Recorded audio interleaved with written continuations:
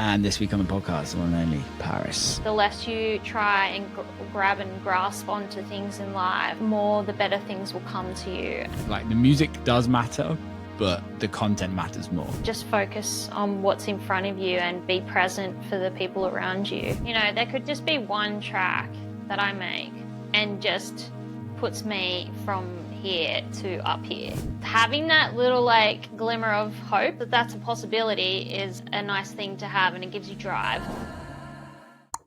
And we are live, Paris. I think last time we spoke, you've changed your name. Yes.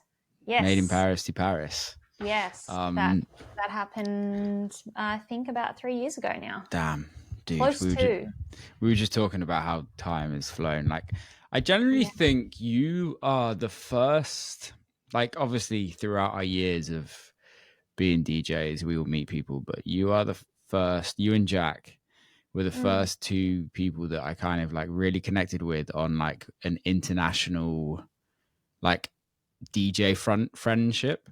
Yeah. Because I think beforehand I was living in Ibiza, so I met a bunch of people, but like I toured Australia when I was 20. I think I was 20. Yeah, that was my first tour. So that was 15 years ago. Wow. When I first met you two. What? No, it wasn't.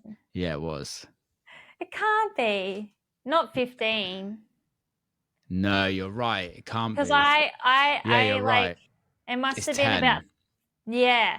10. I was like, 24, I don't know if I've been DJing. Well, I've almost been probably DJing that long now. No, you're right, because it was when my record Big Booty came out, and it was 2014. I think that came out 2014, and my light is having I can't say that on the podcast, but yeah. It's not doing so well. Yeah. When did that come out? Big Booty, Will Clarke. Because it was after that. Yeah. Oh, damn, that's rubbish. It's not really coming up as a single. I think that was 2014. So yeah. That would sound probably about right. Yeah, and that was the first time I like realistically got booked to play internationally. Yeah. Was that party that was like up on a rooftop? No, we played the back room of Chinese Laundry together. Oh, that one. Yeah, that's right.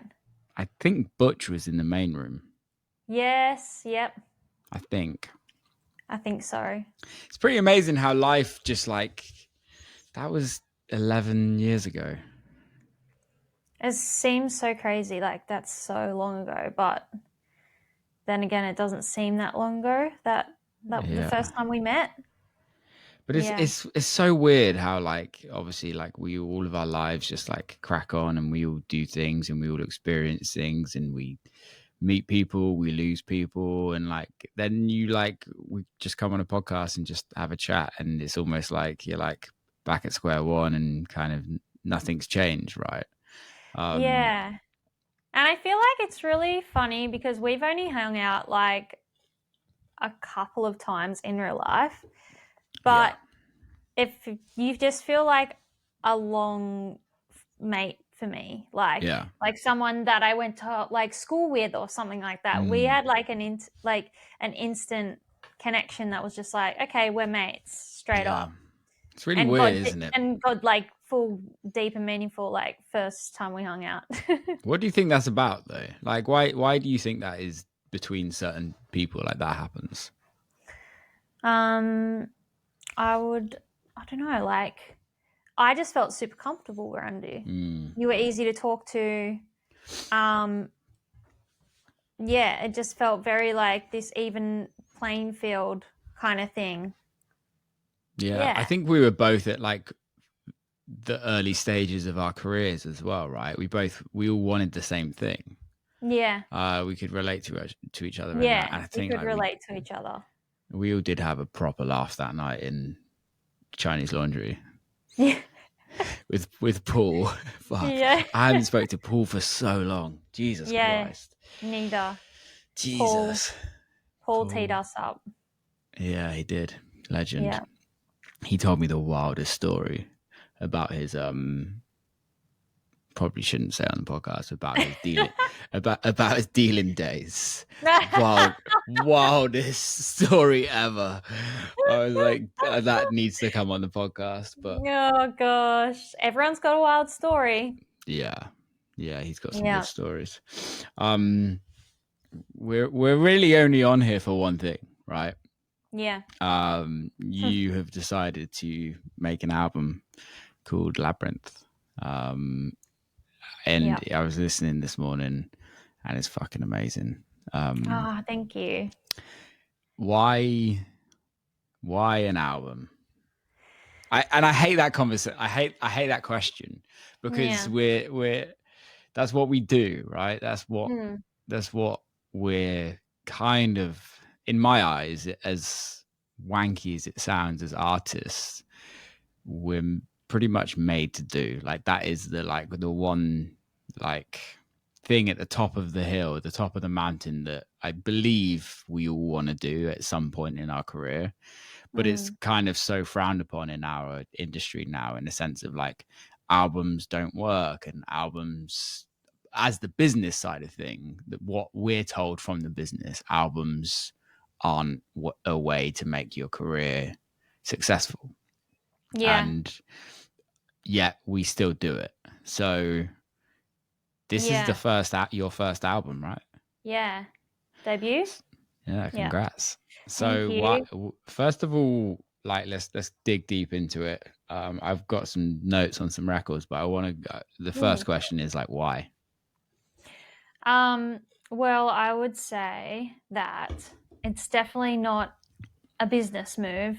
Yeah. To create an electronic dance album.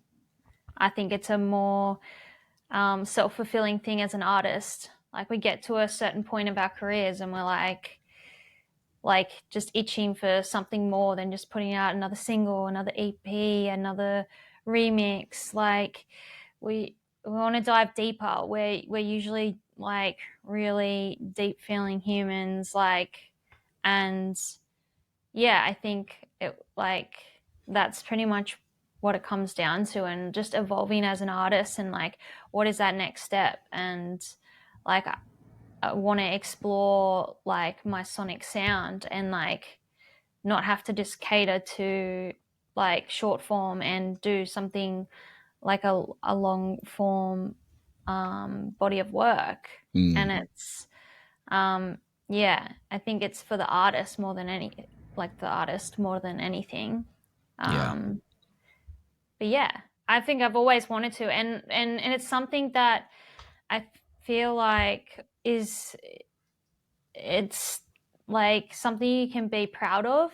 It's something that you like. When I go to look at like a favorite artist, like, I go straight like into their catalog, and I go to check out their albums. Like, it's like the thing that you want to listen to back the most. You don't go, oh, let me see what singles like they had, I don't know. For me personally, I think it's just that pretty much. It's I totally agree with you. It's like, obviously I did the same last year. You would know.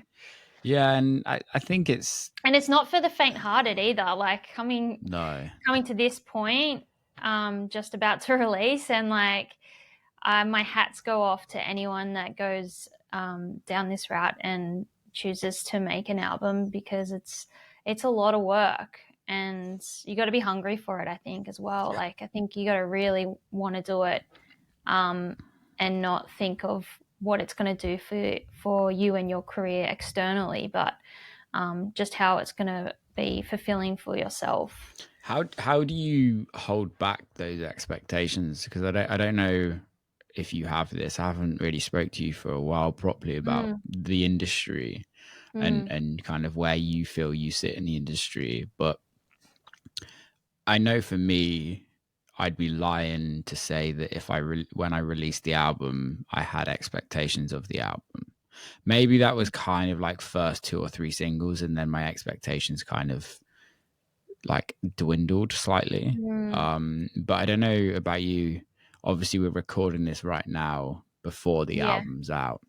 Yeah. Which I actually prefer that, because I think it's like the excitement is still there. And, yeah. Like, don't talk to me like 2 weeks post album where I'm like depressed, like, oh my god, I spent like 6 months working day and night to like make this thing, and like I got like 3 likes. Yeah, no, dude, like no, I think this is why I like doing it beforehand, because I think the industry can chew you up, and no matter what happens with anything, I think sometimes, in my opinion, my expectations sometimes can be too high. And I don't think that's a negative thing. I think it's just how we are as human, or how I am as a human being. But like, I guess the question is like, what are your expectations? Like, do you have expectations? Do you have like something that you'd be really happy with this to happen, or is it literally the case of you've done this process for yourself, and selfishly it's not for anybody else, and it's just the world can hear it when it's out? Well, I guess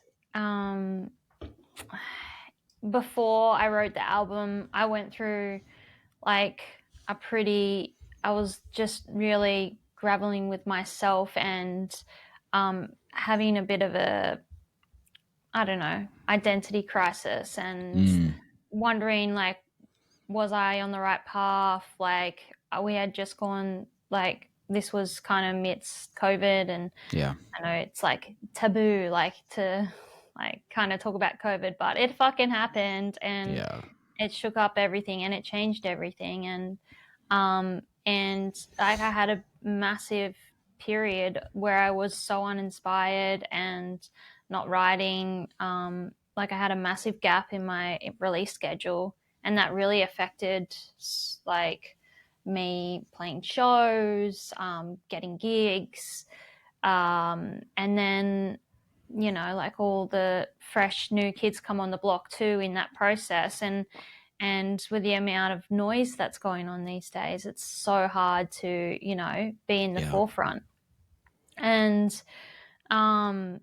so I kind of wrote it from coming out of that thing where I was like, well, what am I going to do? And I kind of was like throwing my hands up, like, I don't know how I could not keep writing music. It is me, and if I'm just going to do it still and not know what the outcome is, and maybe I'm not going to, maybe I've fallen off this wheel and I'm not going to get back on. Like, I just got to go back to making it for me.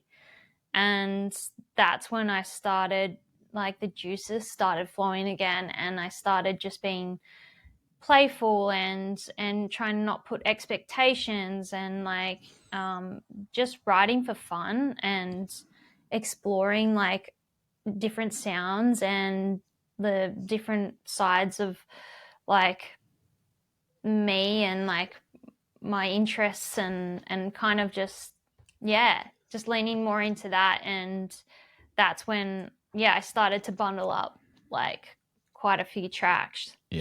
And I didn't know what I was doing. Like, I didn't know I was writing an album at that point. I just was back in flow, and it was exciting. And once I had like a few, like 6 or 7 tracks together, and I sent them over to the label that I'm signed with, This Never Happened. Lane 8 had a listen through, and he actually, you know, put the seed in my mind. He was like, you should write an album. Like, all of this is great.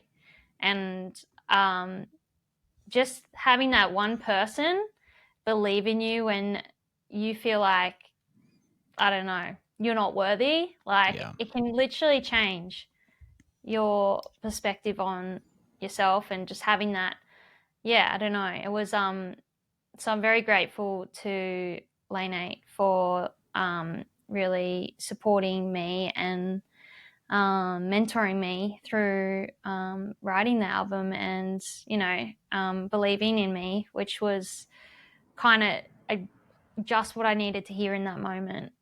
I think it's always really helpful having somebody of like somebody that you kind of almost can look at as not a mentor, but somebody you can look up to, somebody that's your peer, somebody that you respect to a certain point where they're doing the things that you want to do. And I think having somebody, and this is no disrespect to you, but having somebody that's above you in the industry, right? Lane 8's one of the biggest in your scene. So it's like having somebody that's done it, that's like proved to the world that they can do it, to then tell you to go, you believe in yourself, like you fucking got this. Yeah. Like, it's pretty amazing. Yeah. It's very special. Yeah. Yeah. How long is that process? Like, I know you it wasn't, I'm sitting down and writing an album, but like, what is that process timeline? And I also want to go back to the COVID thing as well, but let's talk about the process. Like, was there a timeline? Was there like a specific, because I really enjoy, like, for me, it was like, give yourself a year to write an album, and I wrote an album in a year. Yeah. And I was like, it was literally like to the date. It was like the songs were done April to April, and they're all complete. And then after that, when we signed it, I then had to like go and make tweaks and re-sings and things like that. But apart from that, the records are done. How was it for you? I like that. And I think that I will definitely put a limit on myself if I go through this process again, which I probably will. But not too soon. Yeah, I think it was the first track, well, the oldest like track that made it onto the album was made, the idea started, I think I looked back at it the other week, and it was like 2022. Yeah, so ideas had kind of started forming. I think it was like the back end of 2022. And then, from there, it just bit by bit, things started to come together. And then we had some deadlines after we decided, going to do an album. Then we, put a date. But then we pushed it a bit because it was just really like, it was at that moment where we're trying to get like vocalists on some tracks.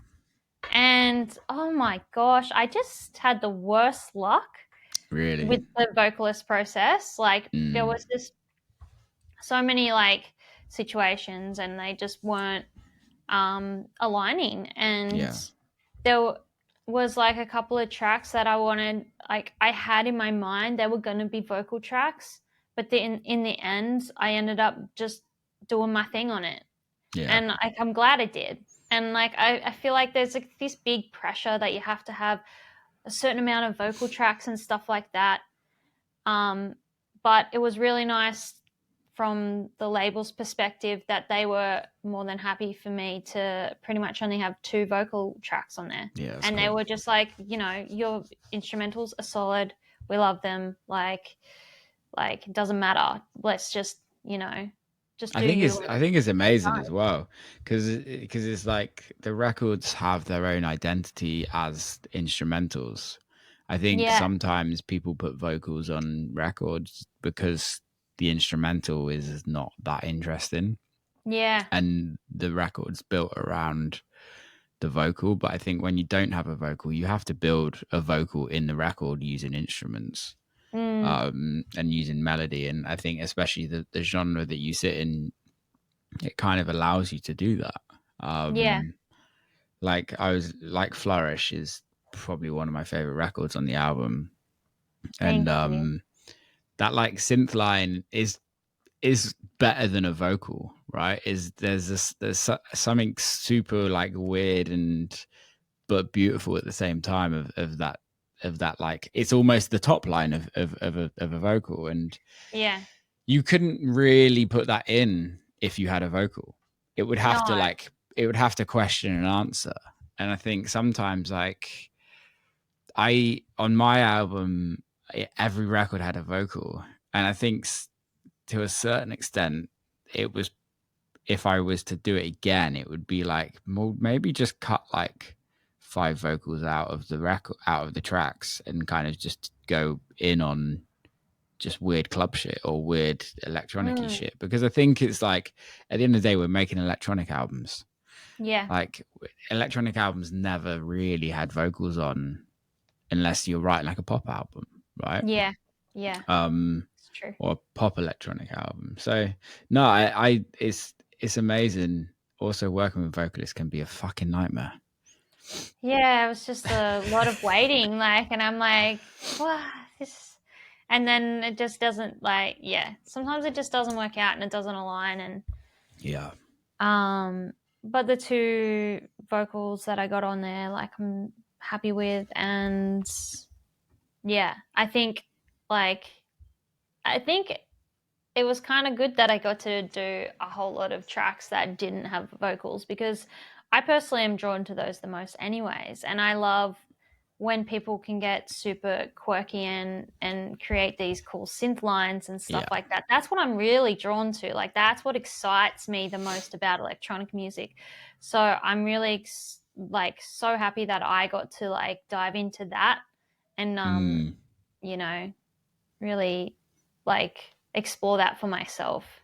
Well, I think like look at Bicep, right? Like, I know they do vocals in some of their records, but majority of the time it's not. It's just synth lines and great beats. But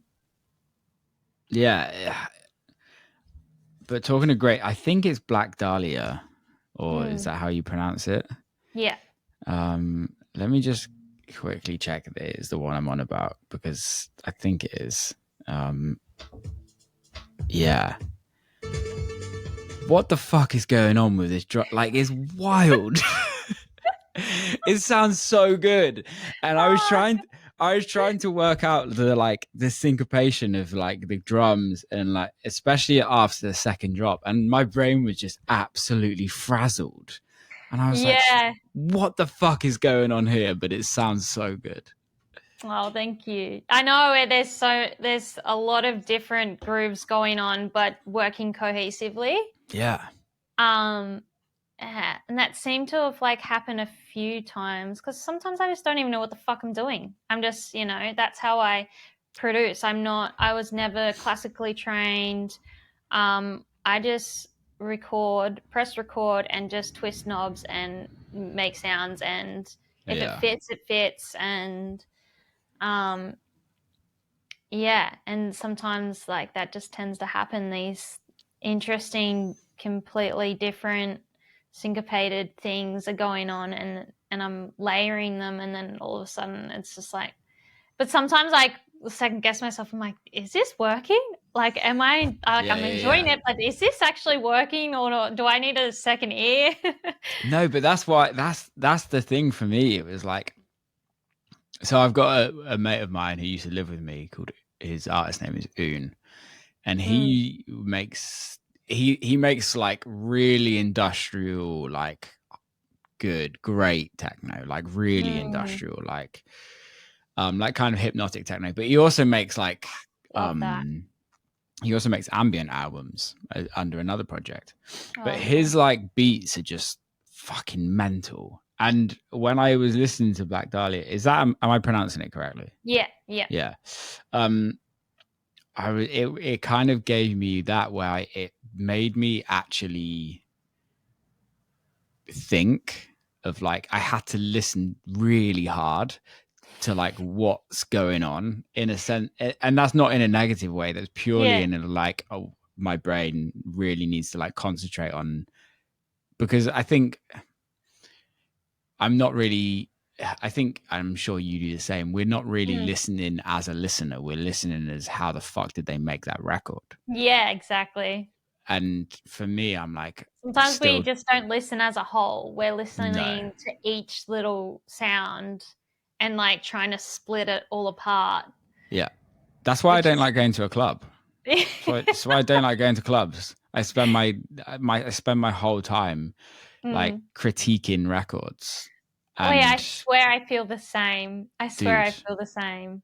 Sometimes I get like that and I'm like, can you just enjoy the night? Seriously, Paris, in my head. I can't though.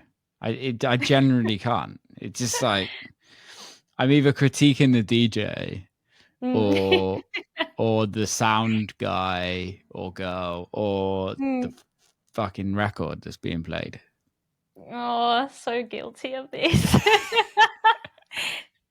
But like we can't help it. We're just human. Like like every human does it, but we just have different ears. So I think also it's like if I hear something that I really love, I then go back to the studio and go, I want to make that, and then completely batter it and can't make it, and then have to accept I'm an awful producer, and then then you're like back at square one again, and it's like that mental battle. No,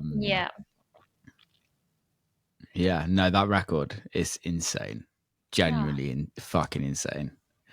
I've listened to it over and over again a few times, just trying to work out that second drop, and it's so good, so good. Thank you. You say you wanted to do another album. Obviously, this album's just come out. By the time this podcast is out, like, are you gonna give yourself time out? Like, does it stop, or do you go straight back into it? I haven't thought about it too much, to be honest. That's great. I know, like, I feel like it's been rewarding for me to do it. But I guess I'm just gonna see how I feel. Yeah, after, and if I feel like I want to, like, take a break from the long form and do some short form stuff and do that for a little bit just to give me a breather, then I will. Take it as it comes, I think. It's the best way. It's the best way. It's tough. And you'll never know.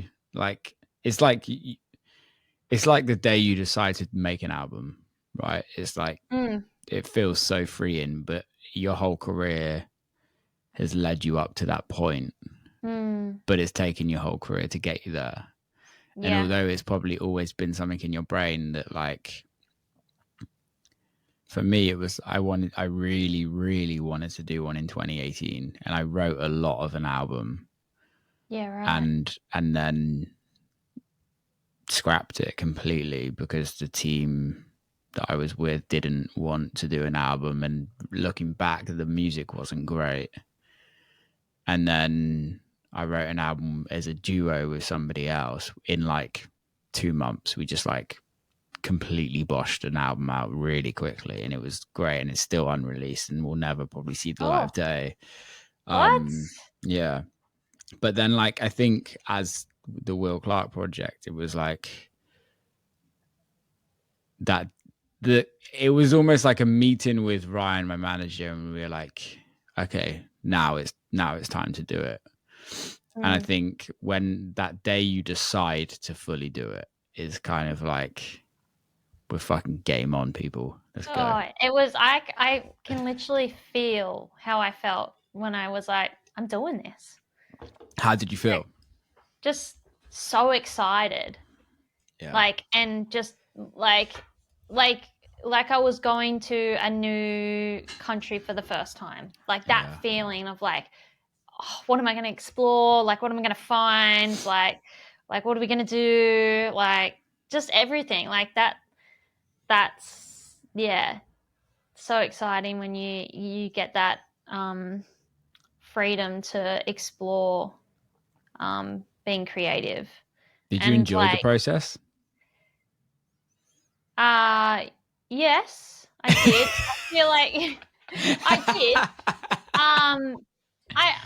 did. I did. There was times where it was like, there was like a couple of tracks going back to like the vocal thing and not getting those, and then it just felt like I was hitting my head against a brick wall. Like there was moments like that were really testing me, and but like the tracks that I could that I was doing 100% solo and just me and whatever, it was fun.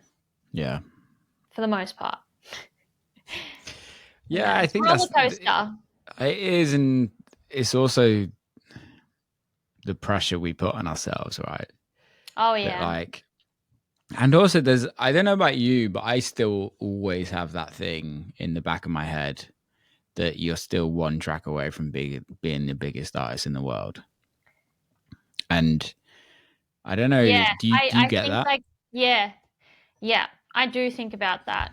I do go, there could just be one track that I make that fucking just goes off and just puts me from here to up here. And you just never know if that's going to come or when's that going to come or, but having that little like glimmer of hope that thing, that's a possibility is, and it happens all the time, is a nice thing to have, and it gives you drive. It also scares the shit out of me. Why? Because, like, realistically, I don't know about you, but like I write so much music and I have so much just like unreleased music. And I kind of sometimes wish I didn't. I wish I kind of had 10 records a year and they just got put out and that was the only music I wrote.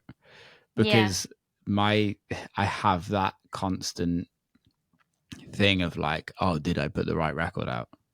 Like, is that other record that sat on my hard drive for the last 10 years, is that the one? See, I don't like that. I don't work like that. Really?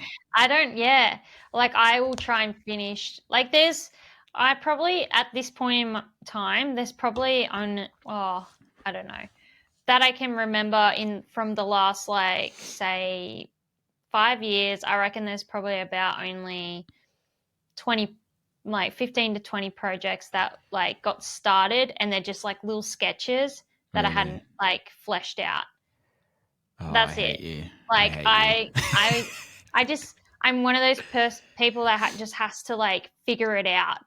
Yeah. Like a lot of the time, especially if I've spent a certain amount of hours on, like, there's sketches, but anything that's further than a sketch and I've really started to put some effort in, I reckon there's probably only about 20 tracks in my whole career that I've like completed and actually didn't release.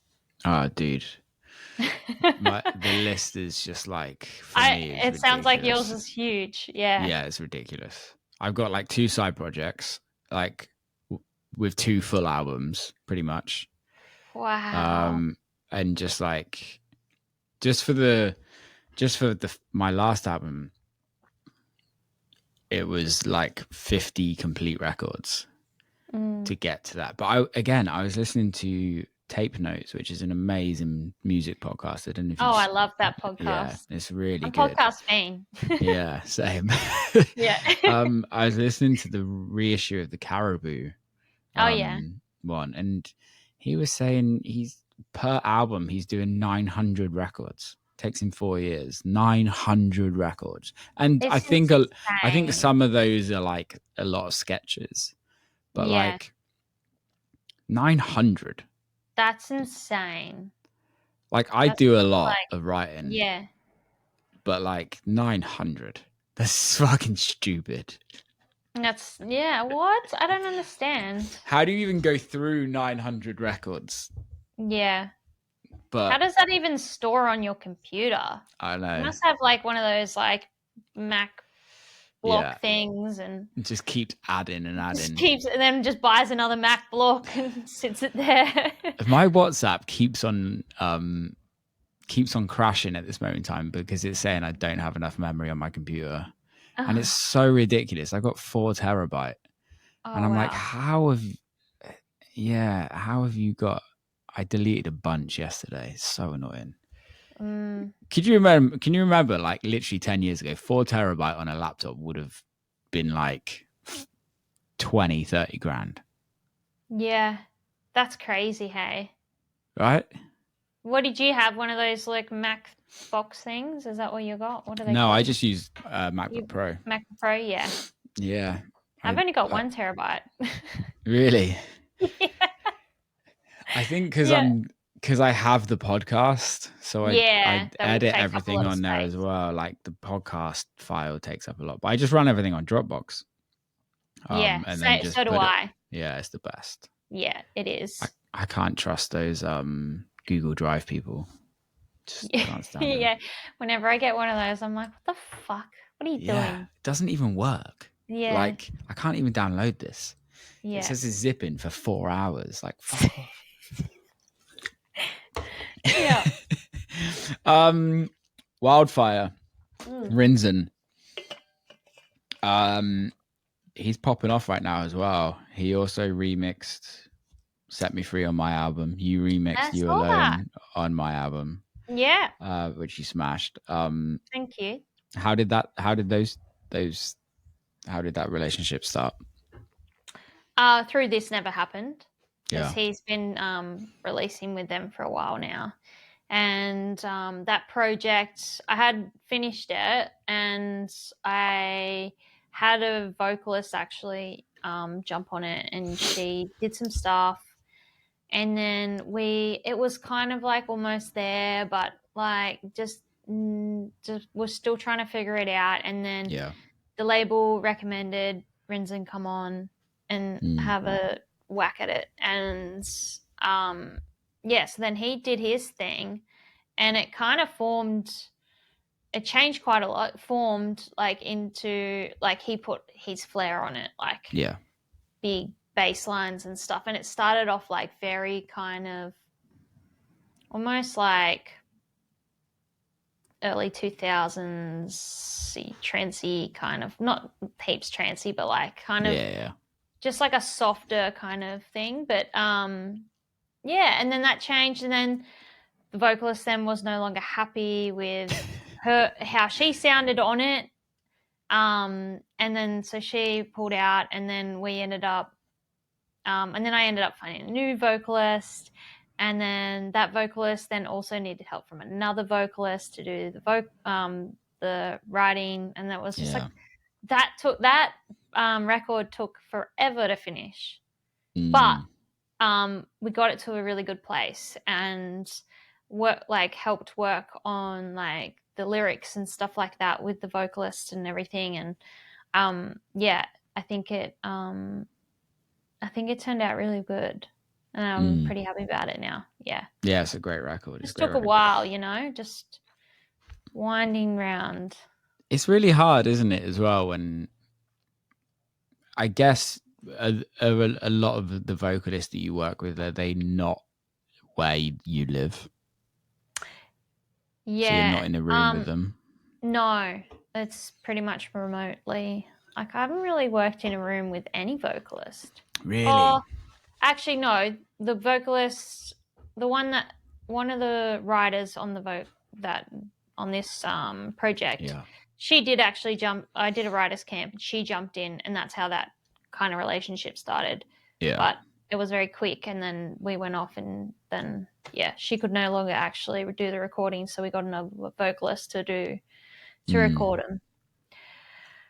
Yes. That all of the politics, all of the politics of re-sings is ridiculous. Anybody that's listening that doesn't know, like, a lot of the time, because of schedules and because artists get bigger and all of that, like you write a record with somebody, with a vocalist, and the vocalist, for whatever reason, can't actually have their name featured on the record. So then you have to find somebody that can sing the song, and then it's also really hard to find somebody that can sing the song how you're used to singing the song, or how you're used to hearing the song. Hearing it, I had that countless times. Like, literally, like, the whole album, I think there's only two songs that actually are the original vocalist. Everything else was re-sings. That sounds like tough. And one of them, real tough. Memories was a whole re-song. Like, we couldn't use the actual song because the original vocalist was like, that was the only song I didn't do in person. Memories, cut a long story short, I actually wrote that record for somebody else, or wrote the backing record for somebody else, and then somebody else wrote a song on top. And the whole album, I was in the room with every song, right? And I wrote every song with the vocalist.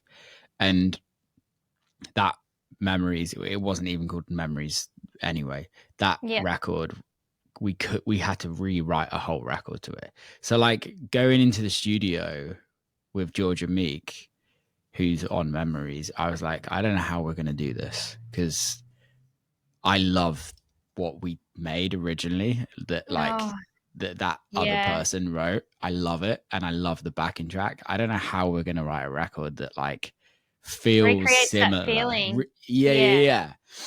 But we did it. But it's such a political process. That actually adds a lot of, in my opinion, like it adds a lot of stress to it. And the business side of the album game is gross when it comes to like, it is. It's so stressful else. and just coming to agreements, and it's really unpleasant, and there's no rules around it. It's all just whatever you want to make. I wish there was rules to make it simple for us all. I think the thing is everybody, realistically, no one gives a fuck about anybody else. And I don't mean that in a disrespectful way about the human race, but realistically, we have to think about ourselves before anybody else, because if we aren't good, then nobody else around us is going to be good, right? And I know that kind of sounds a bit weird, and I don't know if people agree with that, but like, especially in this industry, no one else is really looking out for you. So if you're not looking out for yourself and your team aren't looking out for you, then people are just going to walk all over you. Yeah. Which is sad. Yeah. I do love the idea. I spoke with friends about this, is like creating collectives of like having somebody that is great at running a record label, and then having a handful of artists that just want to put great music out, and like building a team around like an actual collective. Like, it's no one's at the top. Like, everyone just sits in their own lane and does their own job, and just allows each other to do each other's thing. And it's not the money, the money gets split evenly. Like, everyone gets looked after, everyone tours together. Like it sounds, but also you're all separate artists. You're all doing your own thing. And there's no politics involved. But then again, I think that's paradise, and I don't think paradise exists. Realistically. One can dream. I know, right? Are you always going to live in Australia? I asked you this last time on the pod. You did. You're applying for an American visa? Yes, I am. Sick. Fucking, that's a process. Yeah, mate, it is. Oh God, yeah. I'll do that for you today, by the way. Oh, thank you. Yeah, I think that's been like another thing of stress. That's like, and then like, I feel like I've just been in the biggest bundle of stress in the last like couple of months. Why? Like visa process, like coming into album and all the PR and getting into the parts that I don't really enjoy as much, like all doing like figuring out like content and all that kind of stuff, like social media content and everything like that, and having to try and put that hat on. Then, but also trying to finish like off little bits of like, and be creative. Like it's so hard to switch your hats, like from that, and then business side, and then working out like your splits and all that, and then putting your creative hat back on, and trying to figure out your like, and trying to decide on your artwork and your visuals, and you feel like you're just getting pulled in all these different directions, and like there's all these different expectations of you, and you're just this one person. Yeah. It's impossible. Like I think it's such a gross part of the industry. Like even if you have teams around you, they still can't be you. They still can't really do the things. Like they can't like just put a mask on and like be like, hey, like exactly on social media, like exactly. And I think it's we're the people at the top have massive teams, and I don't think people realize this, right? Like we're in it at the moment of like trying to build a bigger team to kind of help with things, and you just do not realize like what the biggest guys and gals in this industry have around them, and also the cost of that as well. And I was just about to say, like the cost, like if you don't come from a lot of money and you got to work your way up, like that's what I've had to do, and you have nothing to fall back on. You just like it's hard. Yeah. And I think like a majority of artists, I admit I don't fully know, and maybe this is being naive, but majority of the biggest artists in the world don't come from money. I don't think. I think there's some, right, that we all know, right, but like that there's some in every industry, right? Yeah, totally. But I think realistically now, it like being deciding to take the route of an electronic artist, DJ, whatever you want to be, like it's not the best financial move in the world, let's be honest, right? So it's like I generally find if you come from money, you can make it work for a certain period of time, but I think if you come from money, there's probably and this is me just like chucking out there, there's probably pressures that you need to make money as well, and then it's like, well, this doesn't make money for a very long time, and it costs a lot of money. And I don't know. I think yes, like more and more people coming in the industry understanding how much money it takes as well. Yeah, because it's ridiculous. Like it genuinely is. If you're not the savvy social media kid, right, that like grew up on making great content and kind of understanding that, which not everyone is, you can't be expected to that because not everyone grew up with it. So you can't be expected to be an absolute professional if you're a fucking sick producer as well, and you just generally can't. We're not Swiss Army knives, right? We're not like the master of every trade. So what do you have to do? Just pretty much like any CEO is not the best at everything that they do in their company, but they have to employ the best. You have to outsource. Exactly. But again, just the cost of that is ridiculous. So then we take it on as artists because we can't afford to do it, to pay other people to do it, and then you're compromising the creativity because it's always in the back of the mind of like, oh shit, I've got to do this post, or I've got to do that post, or I've got to do this, I've got to do that. I heard the analogy of like you've got to do 6 months of creating music and 6 months of creating content. Because like when I am creating content for social media and stuff like that, there is no way I can go and write music that day. No. It literally drains me. It makes me feel gross. Like it literally makes me feel, it's just so unnatural to me. And it takes a lot of and also doing this content stuff takes a lot of time, and then you'll put it up or something, and then you're like, all that for not much in return is it feels very depressing at times. Well, that goes back to what I was talking about with expectations, right? Yeah. And Yeah. I think sometimes, like, when I spend time doing something, I have expectations. And maybe that's actually where I fuck up. And I'm trying not to say we, but I know that a lot of us feel the same. Yeah. But I think, like, if I didn't give a fuck as much, my expectations would be way lower. Yeah. And then I'd just be fucking having a laugh. And I know. and with social media, I've slightly got to that point where it's like, fuck it, that video didn't do well. Fuck it, that video didn't do well.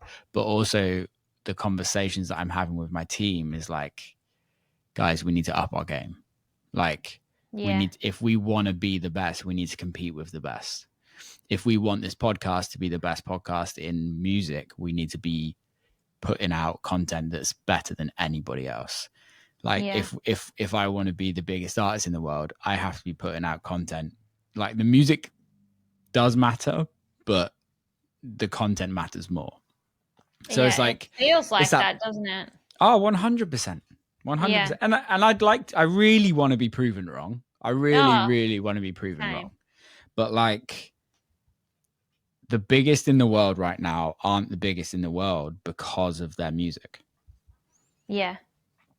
Like, the biggest in the world right now is it's a magnitude of everything. Yeah, the music brings some of it together, but it's everything that comes with it.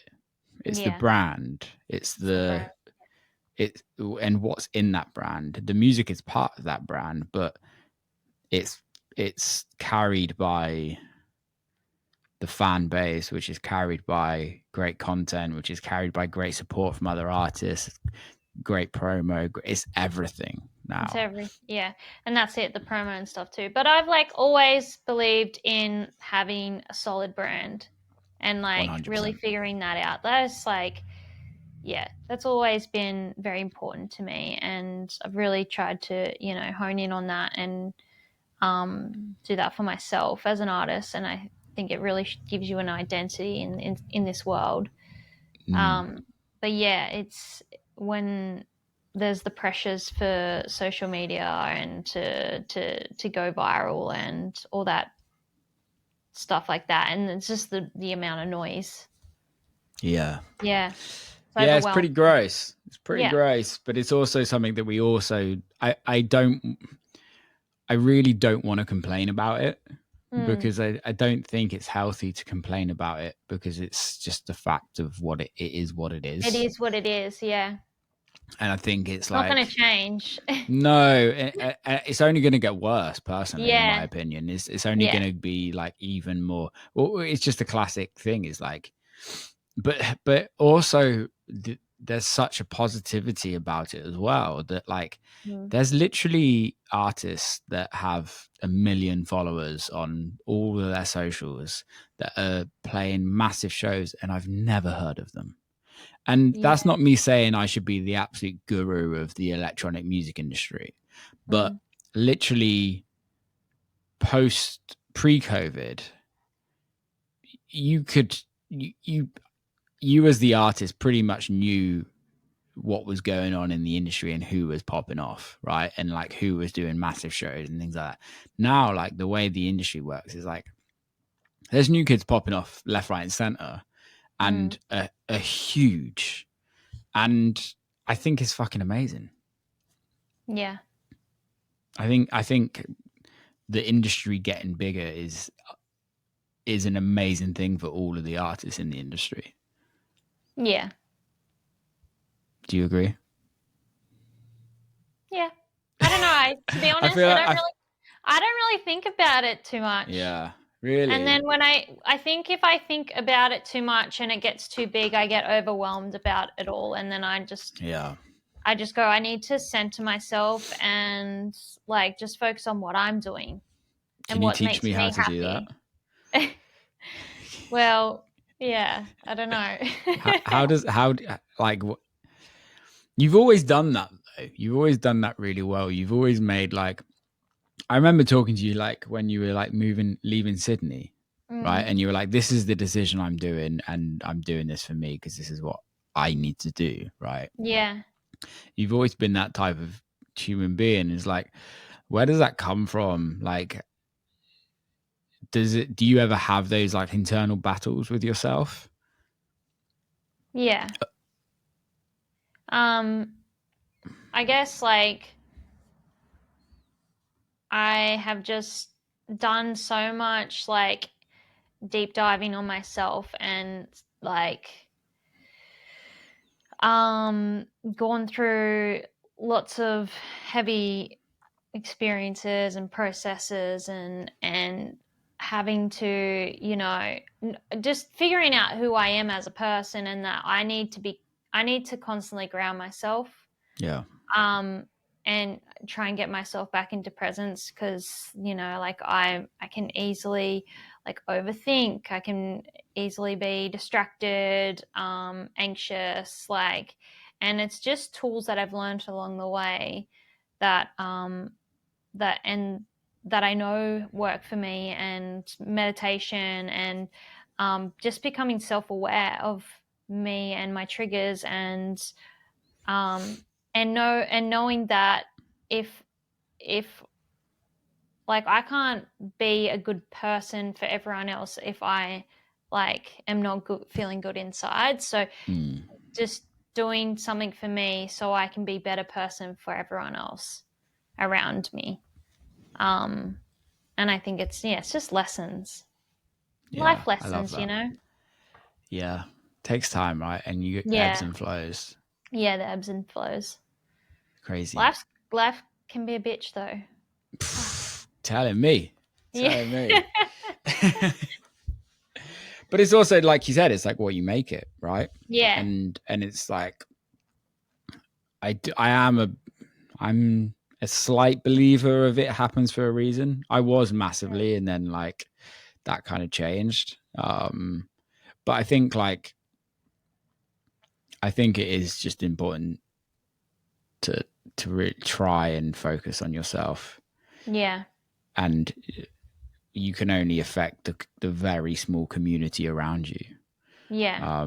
And you have That's to be like there's realistically, how many people can you have an effect on? And I know music has an effect on multiple people, but it's so like personal, right? It's like, I'm sure you get the messages of like, I love this record, this record means so much to me, and it's somebody that you've never spoken to in your life. That is the like amazing, powerful thing with music. But realistically, in a day-to-day life outside of the internet, you can only affect like you and anybody that's like around you on a regular basis. And that is it. And it's like, I think sometimes the pressures of being a human being, not just in the world that we live in, it's like, or in the industry that we live in, it's so easy to think that our words, our actions can affect the whole world. And it's like, no, dude, you're not God. Yeah. If you can just focus on like your community and the people around you, and put all your efforts into making change in that, and making and putting out good energy into that, like that has way more of an effect than you trying to make change from across the other side of the world where you have no control. You have control of your surroundings and where you are. And if everyone just, you know, did that, I'd like 100% think that the world would be a better place, instead of focusing on everything. Like just focus on what's in front of you and be present for the people around you.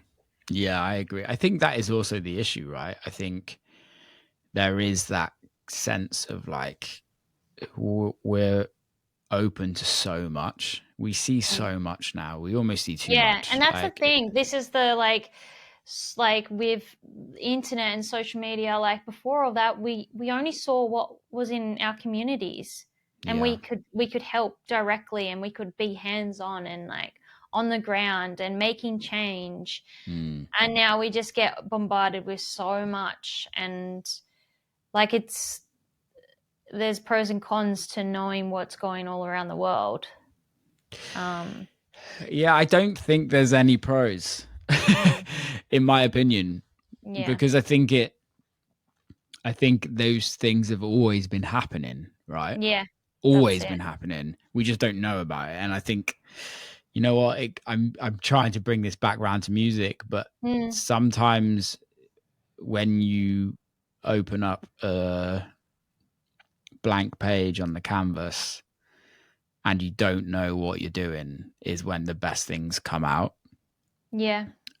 Because there's no external, like, there's nothing externally going, oh, you should do this or you should do that. Like, the worst thing for me is like when I come into the studio and I've listened to like a bunch of records that I absolutely love, and I've got that in the back of my head of like, I need to write records that are as good as that, right? And it just destroys everything. And I think the less we know about everything else is when we can create the best art. Yeah. But also, I guess, in argument's sake, right, some of the best songs in the world that has ever been released are just like complete and utter protest songs. Yeah. True. About what's going on. Yeah. Yeah, I tend to like going back to the just about being inspired. Yeah. I tend to not listen to music with the intention of wanting to make something like that, but I just want to make something that makes me feel the way that track made me feel.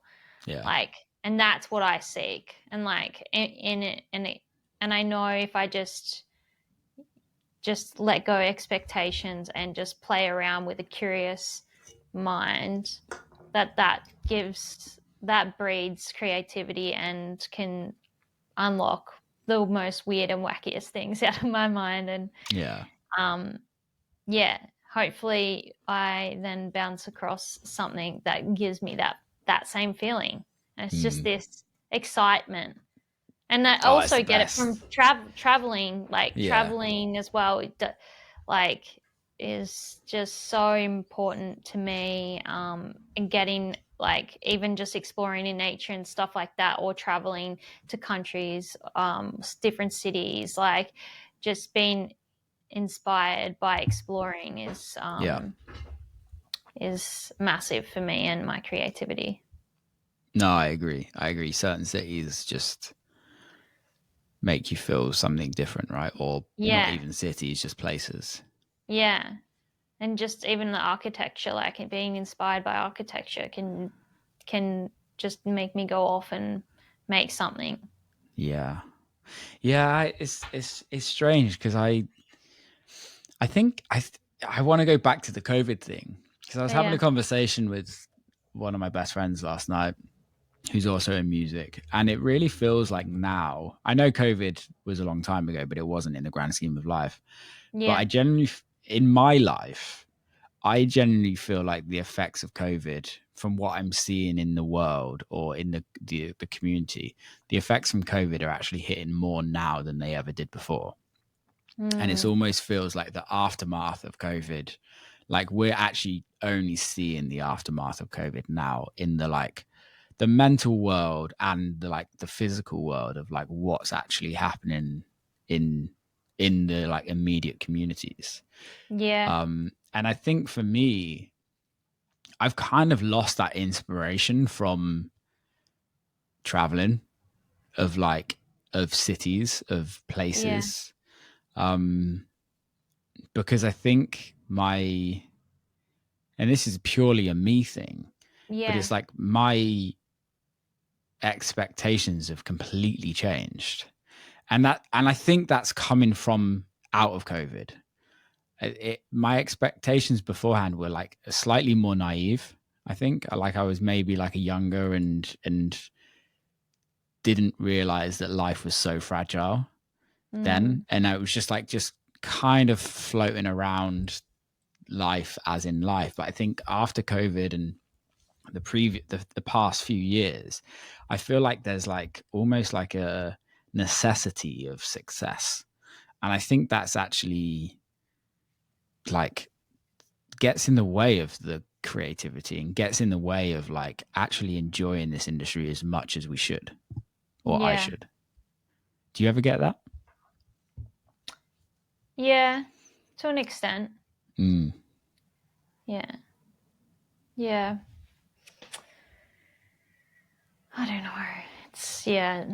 It's just everything's different now. And then I guess I think everyone was expecting things to be what they were before, but it can't ever be the same as that because we all went through a massive ordeal, massive traumas. Every industry shifted the way that they operate. So as like a whole collective in the world, like everything is now different, and yeah, I think maybe that's why you also feel like that it's just happening now because we're all just realizing, well, no, everything's changed. We have to really just get on with it. Yeah, but the thing is that is the sad thing as well, right? As well, is that like I think people need to talk about it. I think it goes back to that of like, yeah, we do need to get on with it. There's nothing else we can fucking do. But also, like, you need to talk about how you feel. You need to talk about exactly. Yeah, like I've been told, like, don't talk about it because it's depressing and just like it needs to, like, everyone just needs to get over it. It's like, but that's just like as bad as telling someone like you went through trauma, now shove it under the rug and never talk about it again. Like, and then watch it fucking destroy your life over the next 10 years. Because and I think that is the facts, right? Is like everyone's gone through this trauma, which and I just don't believe like that. I think there comes a point when you have to move on, right? And you have to like accept it is what it is, and you either make that decision of moving on or staying in it, right? Like we all know that we all have a couple of friends that are the most dramatic friends that just they hold on to fucking everything and their lives just go to shit because they just don't ever move on, right? But there's a process to all of this, and there's a process to being the COVID shit. There's a process to being an artist. There's a process to doing life, right? Like we all have family. We've all lost loved ones. We've all had situations that aren't normal, right? Or they're normal, but they're not nice to deal with. And I think it's whilst dealing, especially as you get older in this this life, and this just isn't in music, is life, but like I can only come from the music side of thing. I think the more you experience as an artist, there comes a point where like as much as you absolutely love it, like there's periods of your career where you just get so fucking jaded. And then you go through the ebbs and flows of doing that. But all of that comes from good and bad experiences in life. Yeah. And if you're not talking about the good experiences and you're not talking about the bad experiences and you're not processing both and working out how both of them happened, I feel like it kind of just gets really bad or worse. Yeah, definitely. It's definitely a process. Yeah, it's a process, and people are just we're still processing. Yeah. All the time. Yeah. Do you ever I've asked you this last time. And we kind of didn't really, I asked you earlier, but we didn't really scoot on it. But now you're applying for American visa. Now you're wanting to travel more. What does life look like potentially living in another country?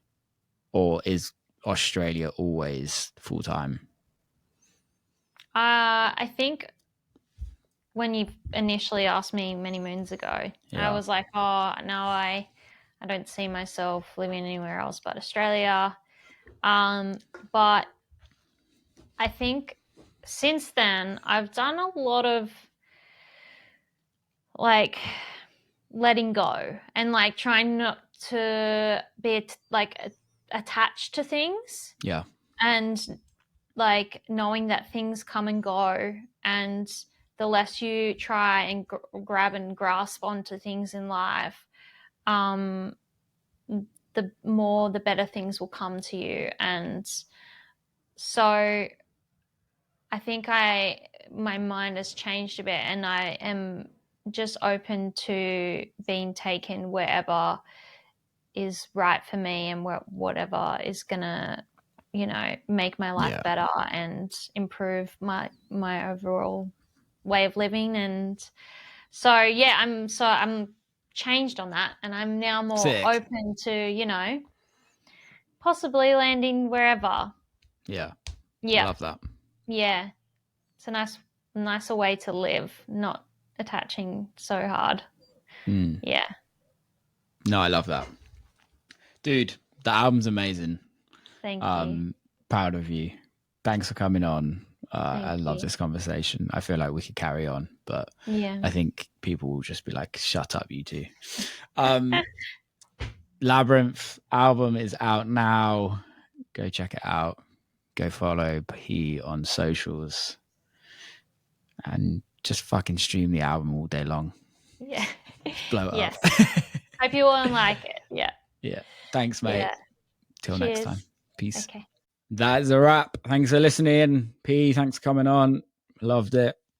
Go share. Go support.